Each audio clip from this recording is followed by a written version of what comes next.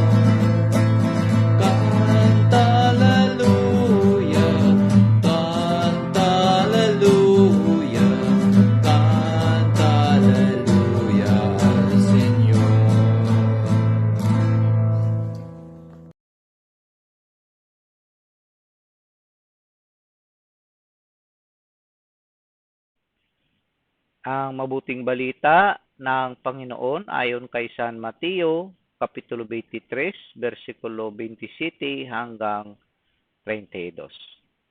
Papuri sa iyo, Panginoon. Noong panahong iyon, sinabi ni Jesus, Sabahan ninyo mga eskriba at mga parisiyo, mga mapag-imbabaw, ang katulad ninyo yung mga libingang pinaputi, magaganda sa labas, ngunit sa loob ay puno ng kabulukan at buto ng mga patay. Ganyang-ganyan kayo, sa paningin ng tao'y mabubuti kayo, ngunit ang totoo, punong-puno kayo ng pagpaimbabaw at kasamaan.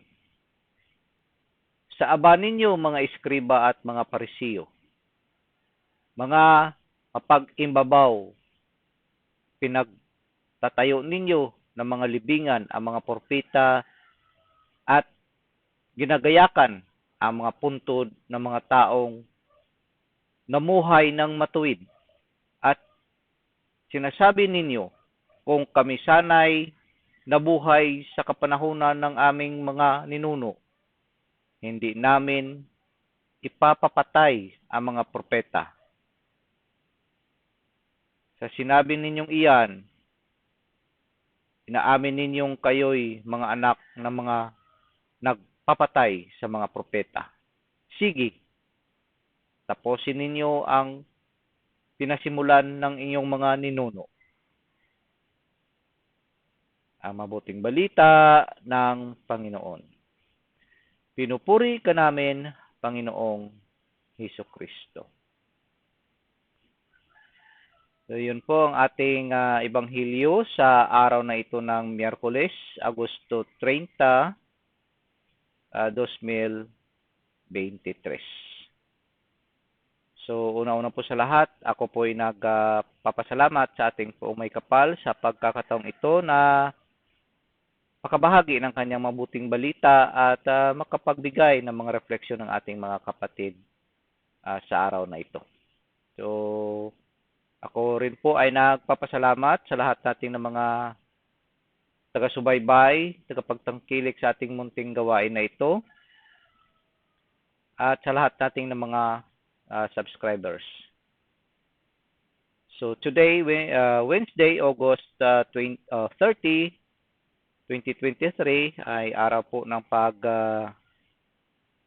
novena o pagdi-devotion kung meron kayo sa ating mahal na ina ng laging saklolo or to our mother of our perpetual help. So sa pagkakataong ito mga kapatid, ibibigay ko sa inyo si Pisma Rex sa pagdala sa atin ng words of our Holy Father, Pope Francis. Ito po at pakinggan po natin si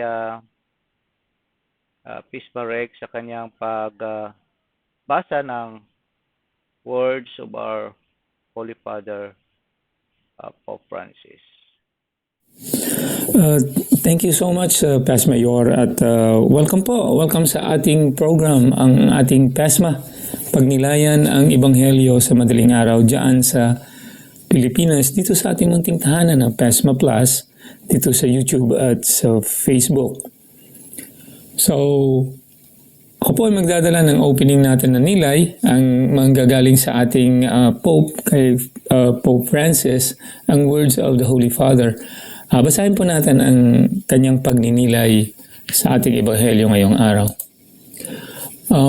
What is hypocrisy?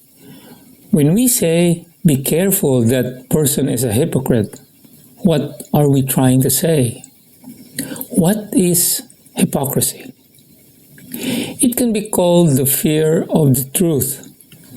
Hypocrites are afraid of the truth. They prefer to pretend rather than be themselves. It is like applying makeup on your soul, like putting makeup on your behavior, putting makeup on how to proceed. It is not the truth. I am afraid of proceeding as I am, and I put makeup on my behavior. To pretend hinders the courage to openly speak the truth, and thus the obligation to speak the truth at all times, everywhere, and in spite of everything can easily be escaped. Pretending leads to this half-truth, and half-truths are sham, because the truth is the truth, or it is not the truth. But half-truths are a way of acting that is not true. We prefer, as I said, to pretend rather than to be ourselves. And this pretense hinders the courage to openly speak the truth. The Gospel too reports several situations in which Jesus strongly reproaches those who externally appear just, but who are internally are filled with falsity and iniquity. Yan po ay nasa Matthew chapter 23, verses 13 to 29. Let us not be afraid to be truthful, to speak the truth, to hear the truth, to conform ourselves to the truth. In this way, we will be able to love. A hypocrite does not know how to love. To act other than truthfully means jeopardizing the unity of the church, that unity for which the Lord Himself prayed. Ito po ay binasa ng ating mahal na Papa sa kanilang general audience noong 25th of August 2021. Back to you, Pastor Mayor. Maraming salamat, Pisma Rex, sa pagdala mo sa atin ng words of our Holy Father, Pope Francis. Sa pagkakataong ito, ibabalik ko po sa inyo muli si Pisma Rex sa pagbasa ng refleksyon ng ating kapatid na si Pisma Florencia Valdez. Ito po at pakinggan po natin siya. Okay, thank you so much, Pastor Mayor. At sa pagkakataong ito, basahin na natin ang pinadala sa atin ni Pisma Florencia Camus Valdez, ang ating kasamahan dito sa PESMA Plus. Dapat nating pakinggan ang mga babala ni Jesus. Kadalasan, kapag pinag-aaralan natin ang kasaysayan, iniisip natin, paano naging hangal o kasamaan ang mga tao? Kung nabubuhay ako noon, iba ang ugali ko. Pero ganun ba talaga? Nagawa ba natin ang tama kahit na ang kaalaman na mayroon tayo ngayon? Itataya ba natin ang ating buhay na nakatayo laban sa karamihan? Yan mismo ang mga paratang na inilatag ni Jesus sa paanan ng mga lider ng relihiyon noong kanyang panahon. Babasahin nila ang mga kwento ng masasamang hari at ang mga payo ng mga propeta. Ang paglilibak sa kanilang mga ninuno sa hindi pagsunod sa mga utos ng Diyos, manatiling tapat sa tipan at pinakinggan ang mga babala ng mga propeta. Mas maganda sana ang ginawa nila. Ngunit itinuturo ni Jesus na ang kanilang mga palagay ay hindi totoo. Sinasabi nila na iba sana ang kanilang ugali, kahit na hindi na nila pinapansin ang pangangaral ni Jesus at ang kanyang mga tawag na mabuhay ayon sa kalooban ng Diyos. Dapat di tayo makinig sa mga babala ni Jesus. Hindi tayo maaaring mahuli sa kung ano ang maaaring ginawa natin sa nakaraan na nakalimutan nating sundin si Jesus sa ngayon at ngayon. Yan po ang napakagandang nilay ni Pesma Florencia Valdez. At ngayon, ako po yung magpapasalamat sa inyo sa patuloy ninyong pakikinig, pagsusubaybay at pagsusuporta sa ating channel. Thank you so much po. Huwag kalimutan na mag-subscribe at mag-share. Hanggang sa muli po, ito si Rex from Chicago, and may God bless and keep us through Jesus Christ. Back to you, Pes Mayor. Maraming salamat, Pisma Rex, sa iyong pagbasa ng refleksyon ng ating kapatid na si Pisma Florencia Valdez. At marami din pong salamat, Pisma Floren, sa iyong refleksyon. Sa pagkakataong ito, ibibigay ko po sa inyo si Pisma Hena sa kanyang refleksyon. Ito po at babasahin na po natin ang kanyang refleksyon. Pagninilay. Patuloy ang panunuligsa ni Jesus sa mga eskriba at parisiyo sa ating Ebanghelyo sa Mateo Kapitulo 23, versikulo 27 hanggang 32. Huling tinuligsa niya sila. Ang dahilan nito ay dahil sa kanilang pagpapakitang tao na ugali. Naniniwala ang mga pinuno ng mga Hudyo na sila'y pinagpala at maliligtas dahil sa tingin nila'y malapit sila sa Diyos. Ang hamon at aral ng Ebanghelyo ngayon ay huwag tularan ang mga eskriba at parisiyo na mga mapag-imbabaw.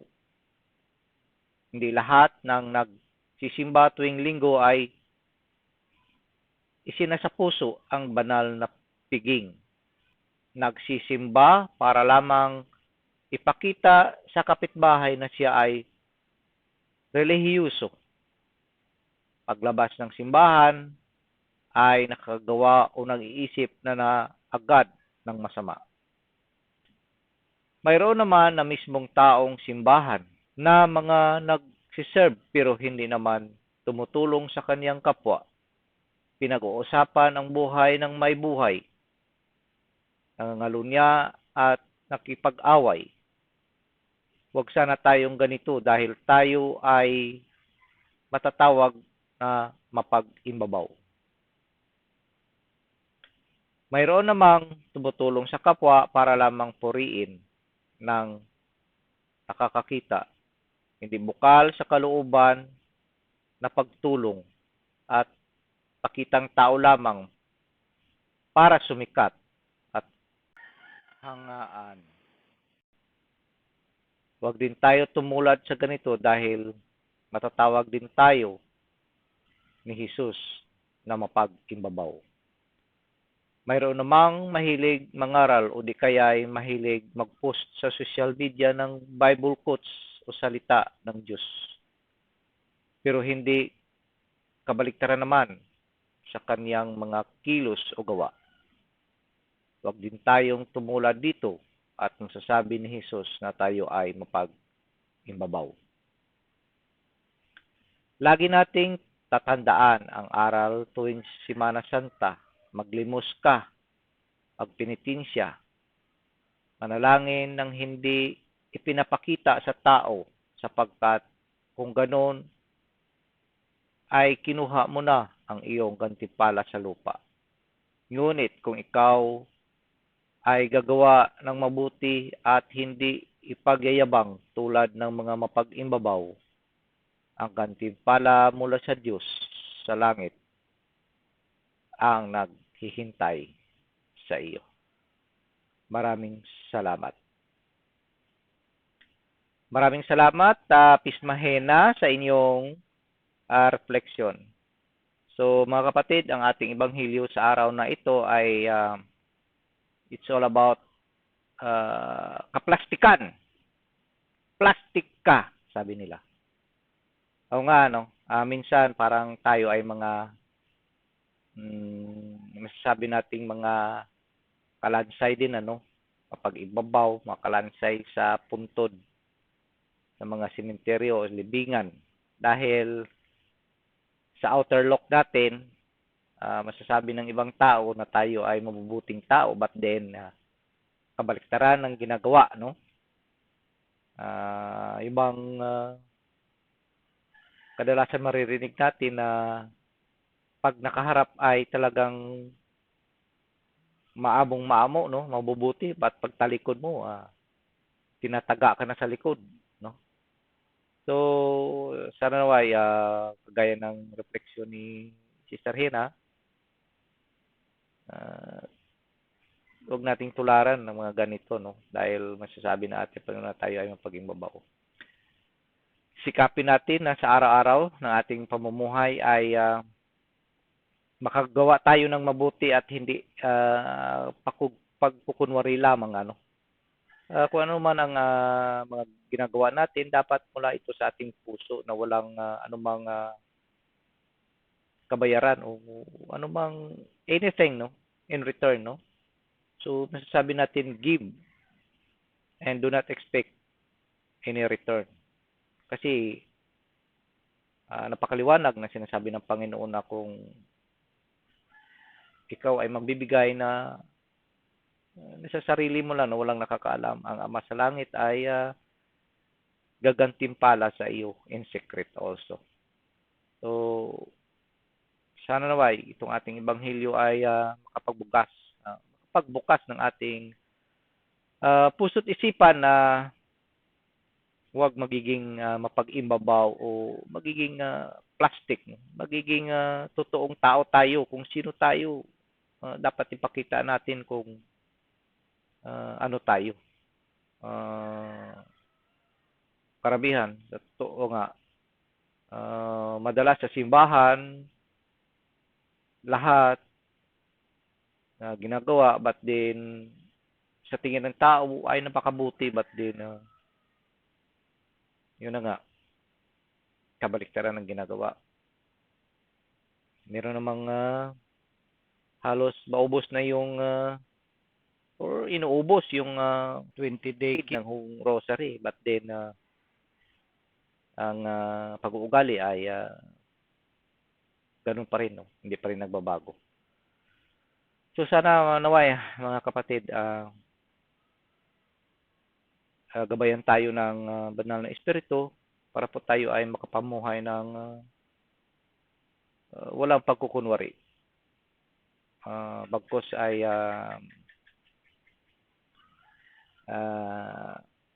ito po ay kaaya-aya, no, sa paningin ng ating Panginoon.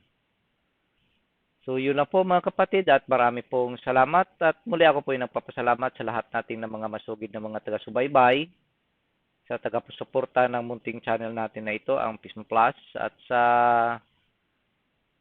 lahat ng mga nananalangin para po magpatuloy ang munting gawain natin ito. Sa lahat ng ating mga subscribers, to all our relatives and friends ng Pismo Plus family, ay kami po ay taos pusong nagpapasalamat sa inyo. So, wag lang po natin kalimutan mga kapatid, ako mapit lang po sa patalim ang salita ng ating Panginoong Jesucristo. Maraming pong salamat at naway ang banal na Espiritu ng ating Panginoong Jesucristo, ang ating Ama sa Langit, ay gagabay sa atin upang ilayo tayo sa anumang kapahamakan, sa anumang mga bagay na hindi magaganda sa ating buhay. So, maraming pong salamat at God bless us all. Manalangin po tayo. Sa ngalan ng Ama, ng Anak, ng Diyos, Espiritu Santo. Amen.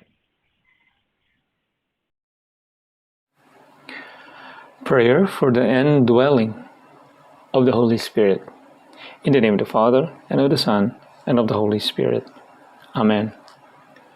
Holy Spirit, powerful consoler, sacred bond of the Father and the Son, hope of the afflicted, descend into my heart and establish in it your loving dominion.